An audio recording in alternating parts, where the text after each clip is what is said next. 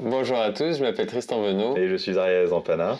Bonne année déjà, et on va vous présenter aujourd'hui l'acquisition du signal électroencéphalographique. On va vous faire la chaîne de l'acquisition au niveau du scalp jusqu'à l'amplification et la détection au niveau de l'ordinateur. Donc on va détailler chaque étape, le type de capteurs qui sont utilisés sur les casques G, l'amplification du signal et enfin la conversion analogique vers numérique. Comme on vous l'avait dit dans la dernière vidéo, le signal EEG, donc électroencéphalographie, découle de la différence de potentiel au niveau des neurones.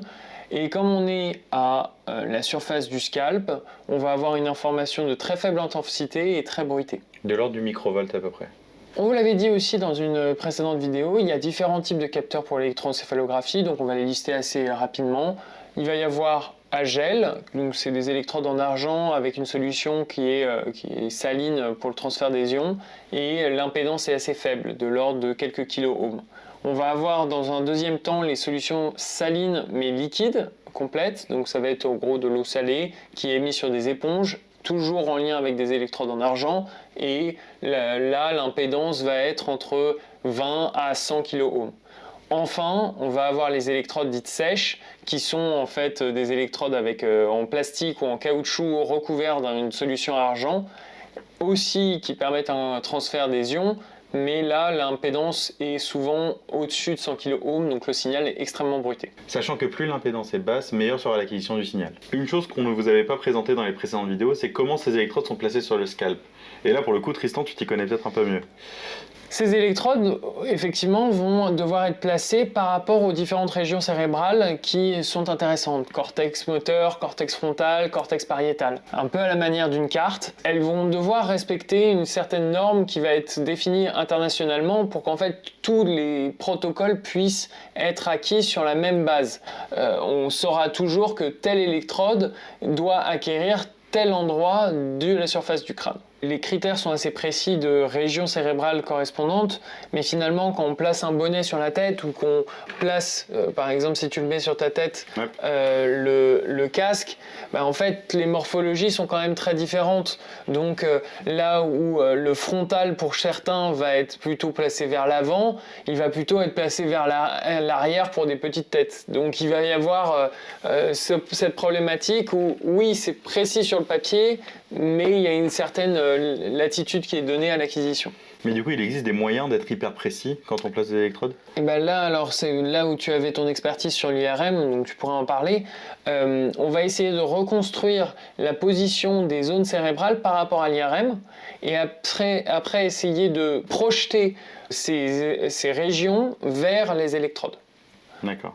Donc en fait, c'est une sorte de ce qu'on appelle nous en IRM un recalage entre le positionnement des électrodes et des régions qui sont segmentées sur l'IRM par exemple. Le signal EEG typique qu'on récupère sur le scalp, on a dit qu'il a une amplitude crête à crête, donc en anglais peak to peak, d'à peu près une centaine de microvolts. Il va avoir une fréquence utile qui s'échelonne de à peu près 0,1 Hz à une centaine de Hz. Et enfin, il va être composé d'un bruit qui est le bruit ambiant qui a une valeur d'à peu près 1 millivolt. Ce qu'il faut comprendre ici, c'est que donc, le rapport signal sur bruit qu'on a, il est d'à peu près 0,1%. La solution, c'est donc une amplification différentielle. Pourquoi différentielle? Parce que justement, on mesure la différence entre nos électrodes et une référence. Donc sur ce casque, on vous l'avait montré dans la première ou deuxième vidéo, je ne sais plus exactement, que la référence était prise sur l'oreille. Certains autres casques vont utiliser une référence qui peut être située sur l'électrode CZ, donc au milieu, tout en haut. Ou alors au niveau des mastoïdes. Voilà, ou alors au niveau des mastoïdes. Donc on peut choisir plusieurs références différentes, ou alors on peut enfin avoir ce qu'on appelle une référence commune, qui est utiliser la moyenne de toutes les électrodes comme référence. Il va y avoir différents bruits qui existent. Le bruit de nos prises courant, de nos lumières, de tous les appareils électroniques qui nous entourent. Donc ça peut varier entre 50 et 60 Hz par exemple sur les prises courant en fonction de là où on est, en Europe ou aux États-Unis. Par ailleurs, dans les systèmes EEG, on va avoir besoin d'un gain qui est très élevé, entre 1000 et 100 000. Le gain en électronique, c'est la capacité d'un système à augmenter la puissance du signal. En fonction des casques, il peut y avoir des fonctionnements différents. Certains constructeurs vont mettre un filtre très en amont pour enlever certaines bandes de fréquences qui seraient parasites.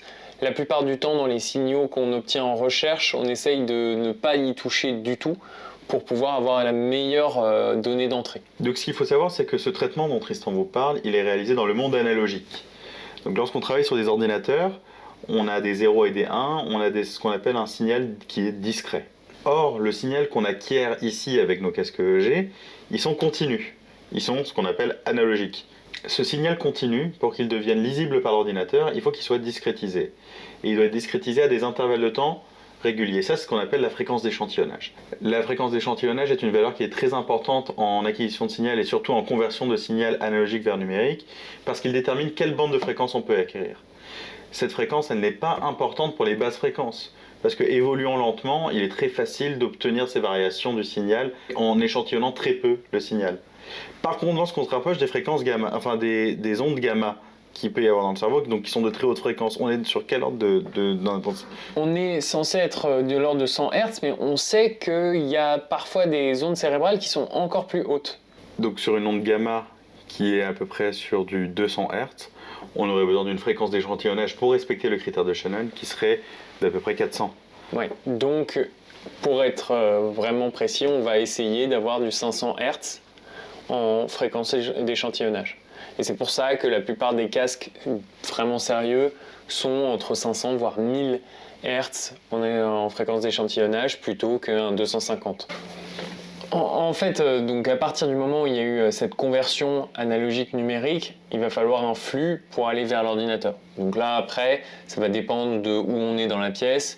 Certains vont utiliser directement un câble filaire, d'autres vont faire de la fibre optique parce que ça va plus vite, ou encore on va avoir carrément du Bluetooth, où ça va être de la transmission sans fil.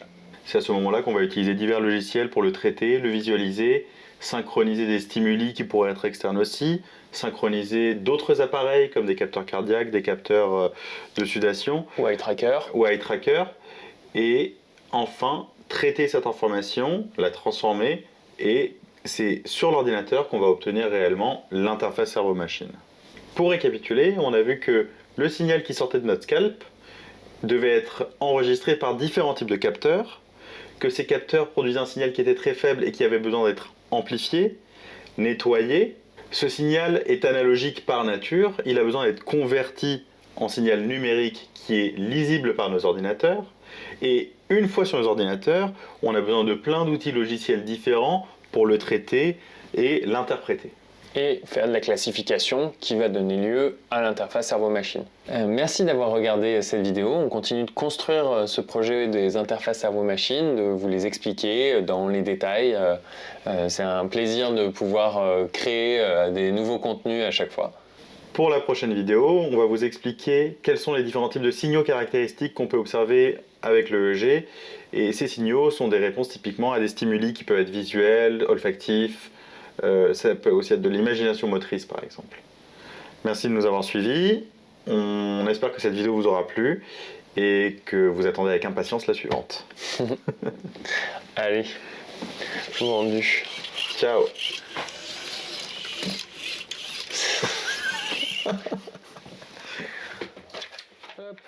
Bon, elle était plus efficace en termes de tournage. Elle était un peu plus courte aussi. Ouais.